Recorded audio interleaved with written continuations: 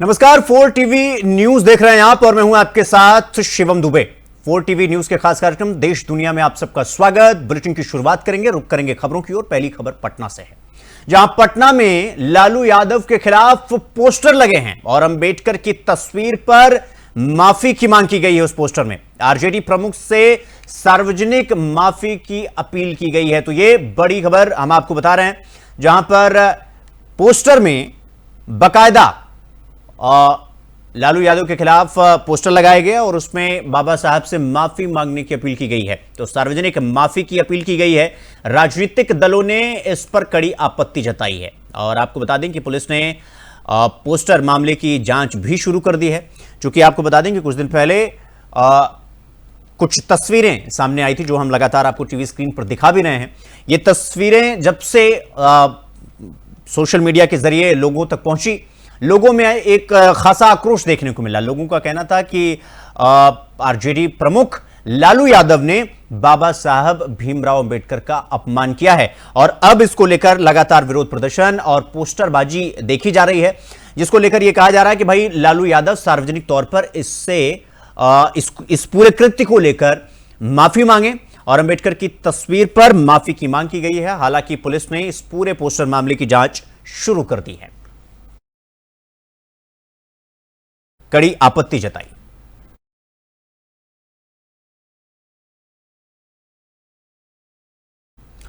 तो पटना में पोस्टर लगने के बाद जिस तरीके से लालू यादव के खिलाफ विरोध प्रदर्शन किया जा रहा है, लोगों का कहना है कि बाबा साहब का अपमान किया है लालू यादव ने, उन्हें सार्वजनिक तौर पर माफी मांगनी पड़ेगी।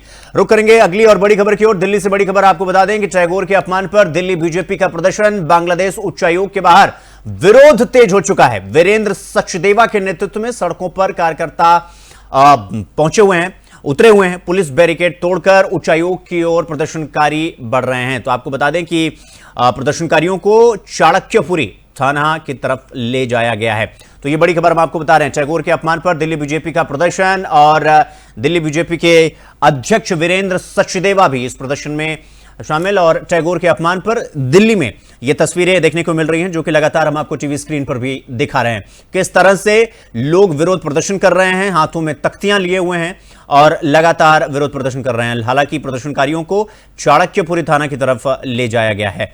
तो ये लगातार तस्वीरें भी हम आपको दिखा रहे हैं, किस तरीके से तस्वीरें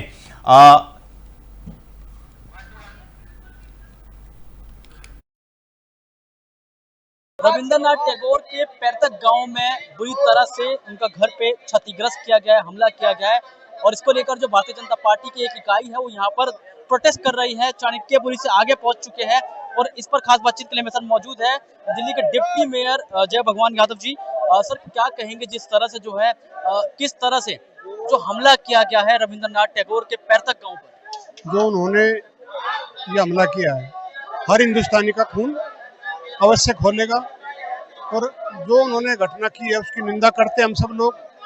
वो हम सबके माननीय है, पूजनीय है रविंद्रनाथ टैगोर जी, और वो एक साझी संस्कृति थी। अब अलग हो गए और वो देश बन गया और देश को बनाने में योगदान भी हमारे देश का ही था।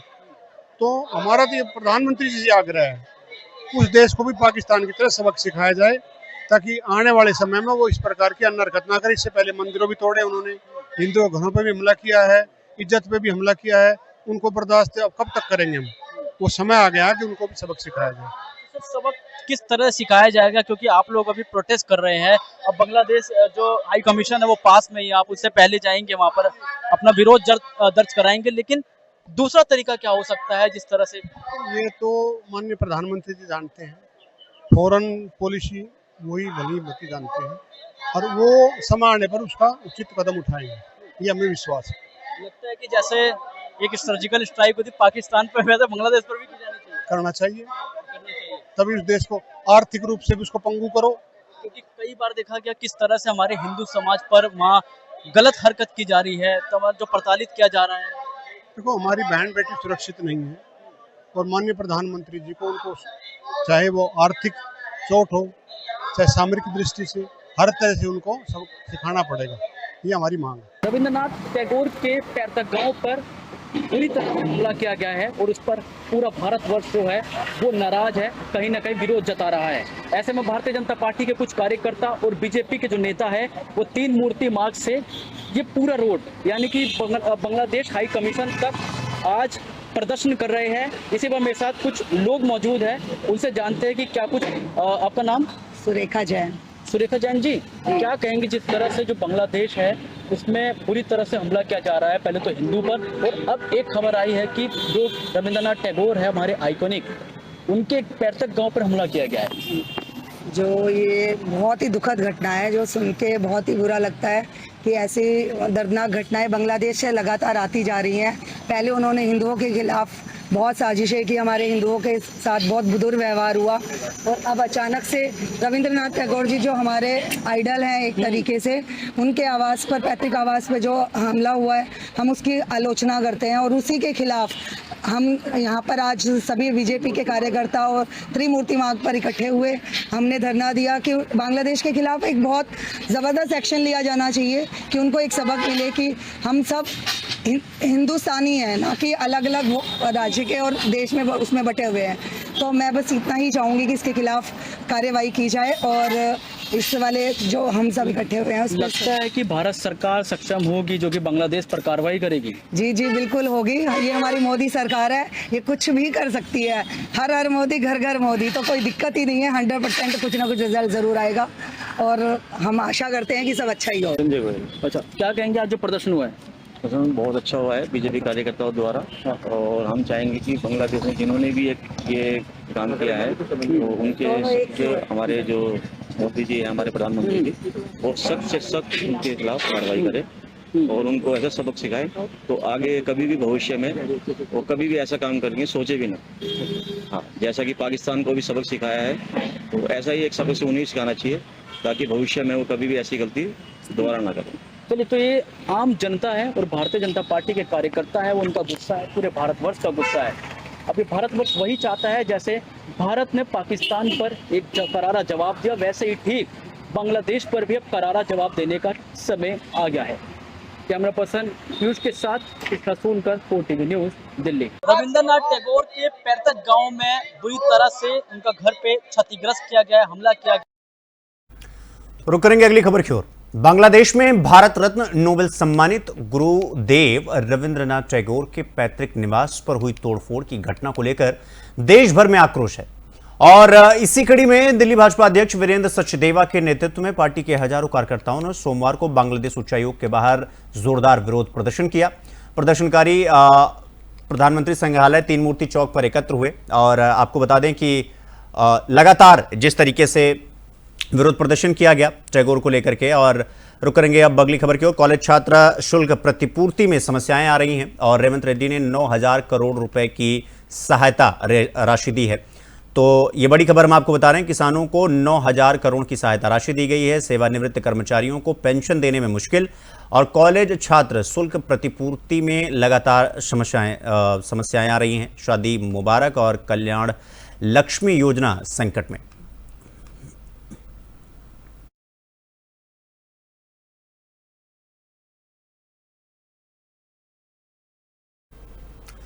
तो अब रुख करेंगे अगली खबर की ओर, क्योंकि आपको बता दें कि लगातार जिस तरह से तेलंगाना में लगातार खबरें आ रही थी और इसको लेकर के रेवंत रेड्डी ने एक अच्छी पहल जो है वो की है। रुक करेंगे अगली खबर की ओर। 1 जुलाई से 10 अगस्त तक ड्रोन प्रतिबंधित और सुरक्षा कारणों के चलते उड़ान नियंत्रण रखा गया है। यात्रियों को प्रशासन ने सहयोग करने को कहा है। यात्रा सुरक्षा के लिए कड़ी निगरानी रखी जाएगी। जम्मू कश्मीर प्रशासन ने अमरनाथ यात्रा मार्ग को 1 जुलाई से 10 अगस्त तक नो फ्लाई जोन घोषित कर दिया है। इस अवधि में किसी भी प्रकार के ड्रोन या हेलीकॉप्टर उड़ान की अनुमति नहीं होगी। यह सुरक्षा और यात्रा की सुगमता सुनिश्चित करने के लिए लिया गया कदम है। पुलिस और सुरक्षा एजेंसियां हैं वो अमरनाथ यात्रा के दौरान सुरक्षा कड़ी करेंगी और प्रशासन ने यात्रियों के सहयोग की अपील भी की है। यात्रा मार्ग में सीमित और नियंत्रित उड़ान से यात्रा व्यवस्था सुरक्षित और व्यवस्थित रहेगी। अमरनाथ यात्रा श्रद्धालुओं के लिए एक महत्वपूर्ण आयोजन है और प्रशासन इस दौरान सभी आवश्यक कदम भी उठा रहा है।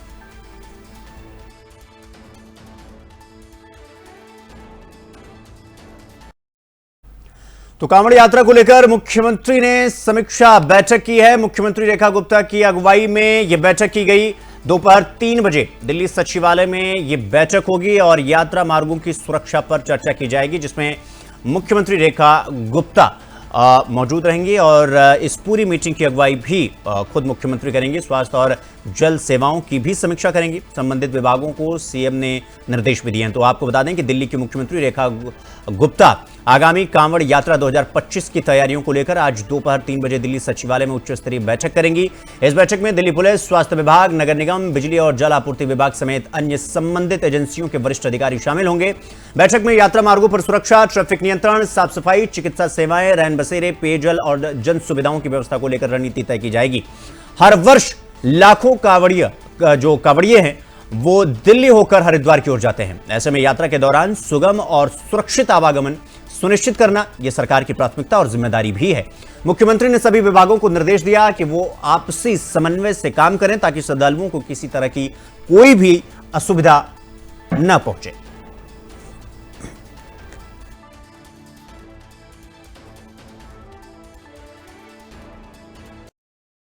तो खबरों में आगे बढ़ेंगे एक और बड़ी खबर की ओर। दिल्ली से बड़ी खबर आपको बता दें कि दिल्ली में 33 आरोग्य मंदिरों का उद्घाटन हुआ है। 17 जन औषधि केंद्रों की शुरुआत हुई है और मुख्यमंत्री रेखा गुप्ता ने पूर्व सरकार पर इस दौरान निशाना भी साधा है। 2400 करोड़ की योजनाएं जमीन पर उतरी हैं। आरोग्य मंदिरों से लोगों को मुफ्त सुविधा मिलेगी, यह कहना है दिल्ली के मुख्यमंत्री रेखा गुप्ता का। आपको बता दें कि नई दिल्ली में मंगलवार को मुख्यमंत्री रेखा गुप्ता ने 33 आयुष्मान आरोग्य मंदिरों और 17 जन औषधि केंद्रों का उद्घाटन किया। इस मौके पर उन्होंने कहा कि यह दिल्ली के स्वास्थ्य ढांचे को सशक्त करने की दिशा में एक ऐतिहासिक कदम है। रेखा गुप्ता ने अपने संबोधन में पूर्व सरकार पर निशाना साधते हुए कहा कि 5 साल पहले केंद्र सरकार ने दिल्ली सरकार को 2400 करोड़ रुपए दिए थे ताकि लोगों को बेहतर स्वास्थ्य सेवाएं मिल सकें, लेकिन उस सरकार ने इस दिशा में कोई काम नहीं किया। मुख्यमंत्री ने बताया कि नई सरकार ने केंद्र सरकार के मार्गदर्शन में न सिर्फ परियोजनाओं को धरातल पर उतारा है, बल्कि दिल्ली वासियों के लिए मुफ्त जांच सुविधा, सस्ती दवाइयों और प्राथमिक स्वास्थ्य देखभाल को सुलभ बनाने की दिशा में ठोस कदम भी उठाए हैं। उन्होंने कहा यह दिल्ली के लिए एक नया युग है। हम हर नागरिक को गुणवत्तापूर्ण स्वास्थ्य सेवा देने के लिए प्रतिबद्ध हैं। उद्घाटन कार्यक्रम में स्थानीय विधायक, स्वास्थ्य विभाग के अधिकारी और बड़ी संख्या में नागरिकों की उपस्थिति रही। सरकार ने घोषणा की कि आने वाले समय में सभी वार्डों में आयुष्मान आरोग्य मंदिर खोले जाएंगे। एक नया युग, एक नया समय, एक माइलस्टोन दिल्ली के लिए आज का ये आरोग्य मंदिरों का उद्घाटन, जन औषधि केंद्रों का उद्घाटन साबित होने वाला है। वो योजना जो दिल्ली के लिए दी गई थी, दिल्ली की जनता को जिसका लाभ मिलना चाहिए था, 2400 करोड़ रुपए केंद्र ने दिल्ली सरकार को दिए 5 साल पहले और कहा कि आप दिल्ली के लोगों को बेटर हेल्थ इंफ्रास्ट्रक्चर दीजिए, जगह जगह पे ये आरोग्य मंदिर खोलिए और दिल्ली की जनता को free testing, free prevention, free vaccination दी जाए। परंतु पिछली सरकारों ने कभी भी इस दिशा में काम नहीं किया। आज जब आखिरी साल उस फंड के लिए चल रहा है, जो फंड मार्च में लैप्स हो जाएगा, हमारी सरकार को आते ही बिल्कुल युद्ध स्तर पे इस कार्य को शुरू करना पड़ा और मात्र 100 दिन के छोटे से स्पैन में हमने बहुत सारे आरोग्य मंदिरों की तैयारी करी। एक नया युग, एक नया समय। तो मुंबई के दहिसर पूर्व इलाके में कॉलेज छात्रा की पहचान चुराकर अश्लील और घृणास्पद पोस्ट डालने वाले आरोपी को दहिसर पुलिस ने कर्नाटक के सांदूर से गिरफ्तार कर लिया। पीड़िता ने शिकायत दर्ज कराई थी कि किसी ने उसकी तस्वीरों का इस्तेमाल कर इंस्टाग्राम पर फर्जी प्रोफाइल बनाई और आपत्तिजनक कंटेंट शेयर कर उसकी छवि को खराब करने की कोशिश की, इवन खराब की। दहिसर पुलिस स्टेशन के वरिष्ठ निरीक्षक अशोक होनमाने के मार्गदर्शन और एपीआई अंकुश दांगड़े के नेतृत्व में एक टीम बनाई गई, जिसने तांत्रिक विश्लेषण और सूत्रों की मदद से आरोपी शुभम कुमार सिंह, जिसकी उम्र तकरीबन 25 साल बताई जा रही है, उसको कर्नाटक से गिरफ्तार कर लिया गया। शुभम बिहार का मूल निवासी है और पिछले कुछ वर्षों से कर्नाटक में रह रहा था। जांच में चौंकाने वाला खुलासा भी हुआ है कि आरोपी ने महिलाओं के नाम पर 100 से ज्यादा फर्जी ईमेल अकाउंट और 11 इंस्टाग्राम प्रोफाइल बनाई थी। आरोपी के मोबाइल से करीब 13,500 महिलाओं और लड़कियों की तस्वीरें बरामद की गई। आरोपी पहले soft skill computer training programme का डिप्लोमा कर चुका है और इसी तकनीकी जानकारी का इस्तेमाल करके यानी फायदा उठा के वो महिलाओं को अश्लील संदेश भेजकर ब्लैकमेल करता था। अब पुलिस ये जांच कर रही है कि कहीं आरोपी इन तस्वीरों और वीडियो का उपयोग किसी पॉर्न वेबसाइट या कहें कि डार्क वेब मार्केट में तो नहीं बेच रहा।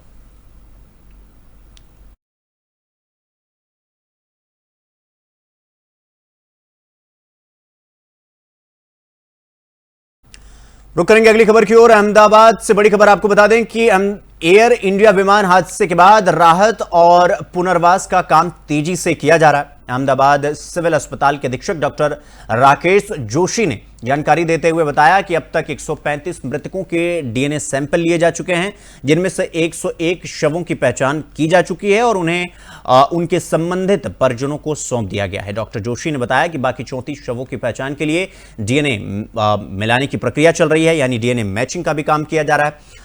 शवों की स्थिति बेहद क्षत विक्षत होने के कारण कई मामलों में पहचान केवल डीएनए से ही संभव हो पा रहा है।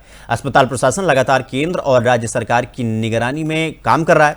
उन्होंने कहा कि परिजनों को उचित सहायता और परामर्श भी उपलब्ध कराया जा रहा है ताकि इस कठिन समय में उन्हें सहारा मिल सके। सरकार ने मृतकों के परिजनों को आर्थिक सहायता और अन्य राहत देने की घोषणा भी की है। एयर इंडिया की ये उड़ान 12 जून को अहमदाबाद से लंदन रवाना हो रही थी, तभी टेक ऑफ के कुछ मिनट बाद ही, तकरीबन 2 मिनट बाद ही तकनीकी खराबी के चलते दुर्घटना का ये जो विमान है वो शिकार हो गया था। हमने जैसे मैंने अभी बताया 135 लोगों का डीएनए मैच हो गया है, जिसमें से 101 परिवार को उनके स्वजन का पार्थिव देह दिया गया है। उस 101 में 5 लोग हैं जो पैसेंजर नहीं थे, इसका मतलब कि आसपास के लोग होंगे। बाकी जो बचे 34 उसमें से 12 फैमिलीज कुछ ही घंटों में अपने स्वजन का पार्थिव देह ले जाएंगे। 5 लोग अभी फिलहाल प्रोसेस में हैं और बाकी के 17 ऐसे लोग हैं जिनका कोई ना कोई और मेंबर, फैमिली का मेंबर का डीएनए मैचिंग होना बाकी है। तो इस हिसाब से ये 34 होते हैं। और इसका अगर देखा जाए ब्रेकअप, तो उदयपुर से जैसे 2 है, बड़ौदा से 13, खेड़ा से 10, अहमदाबाद से 30, महसाणा से 5, बोटाद से 1, जोधपुर 1, अरवली 2, आनंद में 9, भरूच में 4, सूरत में 3, गांधीनगर 5, महाराष्ट्र मुंबई मिला के 4, दीव में 4, जूनागढ़, अमरेली, गिर सोमनाथ, महिसागर, भावनगर, पटना, राजकोट एंड नडियाद, ये सब में से 1। इस हिसाब से अभी की परिस्थिति है और जैसे जैसे अपडेट आएगा हम आपसे बात करेंगे। हमने तो रुक करेंगे अगली खबर की ओर। राजस्थान की राजधानी जयपुर में मंगलवार को गमगीन माहौल के बीच सेवानिवृत्त यानी retired lieutenant colonel Rajveer Singh Chauhan को अंतिम विदाई दी गई। उनकी पत्नी लेफ्टिनेंट कर्नल दीपिका चौहान ने नम आंखों से उन्हें अंतिम बार सलामी दी। पूरा वातावरण भावुक कर देने वाला था। लेफ्टिनेंट कर्नल राजवीर सिंह चौहान 15 जून को उत्तराखंड के केदारनाथ में हुए हेलीकॉप्टर हादसे में पायलट के तौर पर वो ड्यूटी पर थे। इस दर्दनाक हादसे में वो और 6 बाकी अन्य लोग भी उस हेलीकॉप्टर में सवार थे। उनकी मौत हो गई थी। उनका पार्थिव शरीर सोमवार को जयपुर लाया गया, जिसके बाद आज उनका पूरे सम्मान के साथ, सैन्य सम्मान के साथ अंतिम संस्कार किया गया। शास्त्री नगर स्थित आवास पर बड़ी संख्या में सैन्य अधिकारी, राजनेता, परिवार के लोग, आम नागरिक उन्हें श्रद्धांजलि देने पहुंचे। राजस्थान सरकार के मंत्री राज्यवर्धन सिंह राठौर भी इस अवसर पर मौजूद रहे और शोक संतप्त परिवार के प्रति संवेदना व्यक्त की। दीपिका चौहान ने इस दौरान कहा कि राजवीर ने हमेशा देश को पहले रखा। उन्होंने अपने कर्तव्य का पालन करते हुए प्राण न्यौछावर किए। मैं गौरवान्वित महसूस करती हूँ। सेना की ओर से उन्हें गार्ड ऑफ ऑनर भी दिया गया।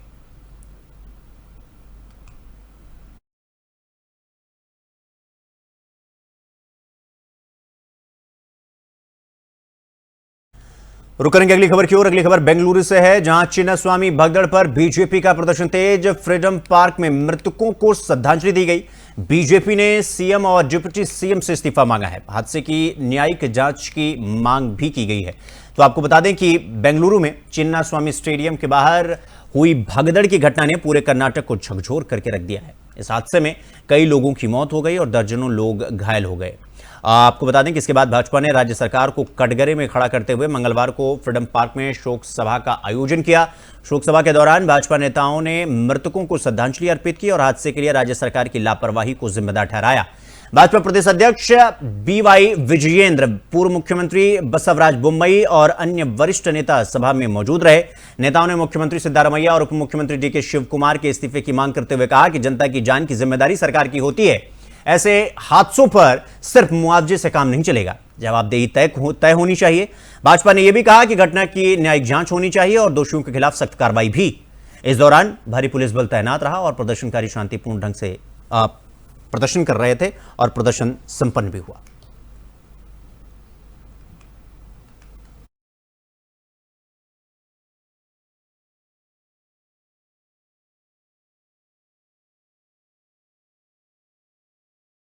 तो वहीं अगली खबर कुरुक्षेत्र से है, जहां कुरुक्षेत्र के शाहबाद पुलिस स्टेशन में शराबी कारोबारी शांतनु मर्डर केस को लेकर आईजी पंकज नैन ने शुक्रवार को विस्तृत बैठक की, यानी विस्तारपूर्वक बैठक की और बैठक में जिले के सभी डीएसपी भी मौजूद रहे।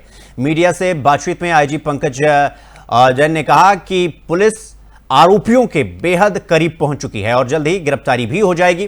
उन्होंने बताया कि शांतनु मर्डर केस एक बहुत गंभीर मामला है जिसे पुलिस पूरी गंभीरता से देख रही है। इस केस की जांच में पुलिस की एसटीएफ टीम और जिले की पूरी पुलिस की टीम जुटी हुई है।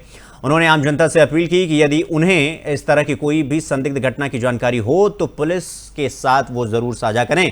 आईजी ने कहा कि किसी भी प्रकार की बदमाशी या अपराध को बढ़ावा नहीं दिया जाएगा। शाहबाद में हाल ही में हुए 3 बार गोली चलने की घटनाओं के संबंध में पूछे जाने पर उन्होंने बताया कि पहले के सभी आरोपी गिरफ्तार हो चुके हैं और इस केस के भी आरोपी जल्द ही गिरफ्तार हो जाएंगे।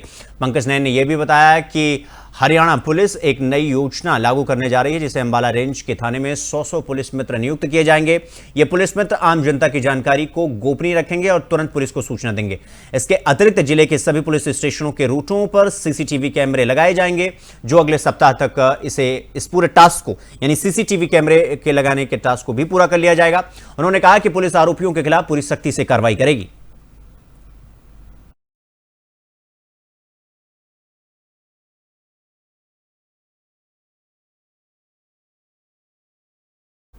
तो देश दुनिया के खास बुलेटिन में फिलहाल अभी के लिए बस इतना ही। देश और दुनिया के तमाम खबरों को देखने के लिए देखते रहिए 4TV न्यूज़। नमस्कार।